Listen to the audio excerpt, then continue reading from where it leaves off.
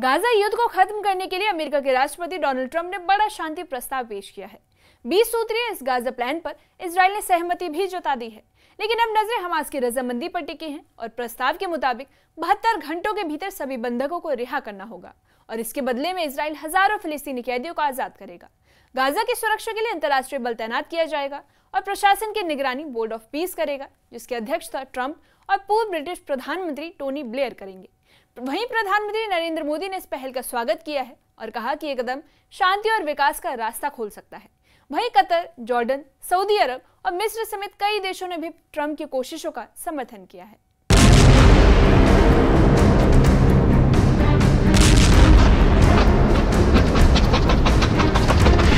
अमेरिकी राष्ट्रपति Donald Trump ने वॉशिंगटन से गाजा युद्ध खत्म करने का 20 सूत्रीय प्रस्ताव पेश किया है।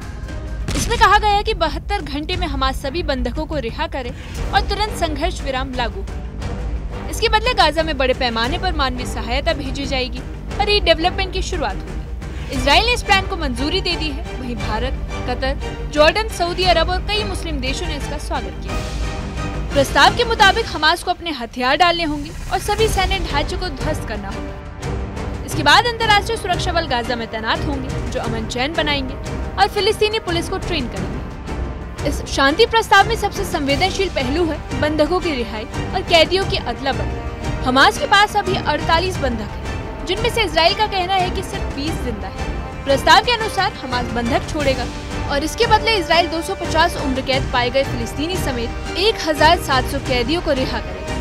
साथ ही सभी महिलाएं और बच्चे छोड़े जाएंगे और इतना ही नहीं, हर बंधक के शव के बदले 15 फिलिस्तीनियों के शव सौंपने का भी समझौता शामिल है। प्लान में इजराइल के सैनिकों की वापसी का भी जिक्र है, लेकिन ये वापसी तब होगी जब हमास पूरी तरह से निरस्त्र हो जाएगा और अंतर्राष्ट्रीय बल उसकी जगह तैनात होगा। इजराइल ने सिक्योरिटी पेरीमीटर प्रेजेंस यानी सुरक्षा घेरे की बात कही, जिसका मतलब हो सकता है कि वो गाजा में बफर जोन बनाए। इस प्लान के तहत हमास को गाजा की सत्ता से बाहर कर दिया जाएगा। उसकी पूरी सैन्य ताकत ध्वस्त होगी और सुरंगों से लेकर रॉकेट तक सब नष्ट किए जाएंगे। गाजा में राहत कार्य अंतर्राष्ट्रीय एजेंसियों, यूनाइटेड नेशंस और रेड क्रिसेंट जैसी संस्थाओं के हाथों में है। वहीं अमेरिकी राष्ट्रपति डोनाल्ड ट्रंप के इस प्रस्ताव को लेकर प्रधानमंत्री नरेंद्र मोदी ने भी अपनी प्रतिक्रिया दी। उन्होंने एक्स पर पोस्ट कर कहा कि ये कदम शांति और विकास की ओर बड़ा रास्ता खोल सकता है। वहीं पीएम मोदी ने उम्मीद भी जताई है कि सभी पक्ष इस पहल का समर्थन करेंगे। Qatar, Jordan, UAE, Indonesia, Pakistan, तुर्की, सऊदी अरब और मिस्र ने भी ट्रंप की कोशिशों का स्वागत किया। इजरायली राजदूत रिवेन अजान ने भारत की तरफ से दी गई प्रतिक्रिया पर जवाब दिया है। उन्होंने कहा कि हम प्रधानमंत्री नरेंद्र मोदी के समर्थन और ट्रंप शांति योजना के स्वागत के लिए आभारी हैं। साथ ही भारत को गाजा में रीडेवलपमेंट पॉलिसीज में शामिल होने का स्वागत किया गया है। ट्रंप के गाजा शांति प्रस्ताव पर अब पूरी दुनिया की नजरें टिकी हैं। जहां इजराइल ने इसे स्वीकार कर लिया है, वहीं हमास के लिए ये एक कठिन फैसला है। योजना के तहत हमास को अपने हथियार छोड़ने होंगे और बदले में युद्ध विराम, मानवीय सहायता और गाजा के पुनर्निर्माण का वादा किया गया है। Bureau report, news 18। ट्रंप के गाजा शांति प्रस्ताव पर अब पूरी दुनिया की नजरें टिकी है। जहां इजराइल ने इसे स्वीकार कर लिया है, वहीं हमास के लिए कठिन फैसला है।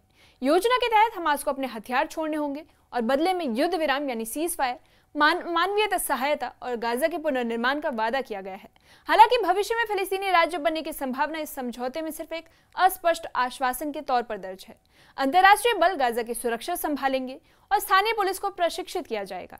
इसी बीच नेतन्याहू ने अमेरिका दौरे के दौरान कतर पर हाल ही में हुए हमले को लेकर माफी भी मांगी है। अब सवाल यही है कि क्या हमास इस सौदे को मानकर गाजा में शांति का रास्ता खोलेगा या फिर युद्ध और भी लंबे समय तक जारी रहेगा।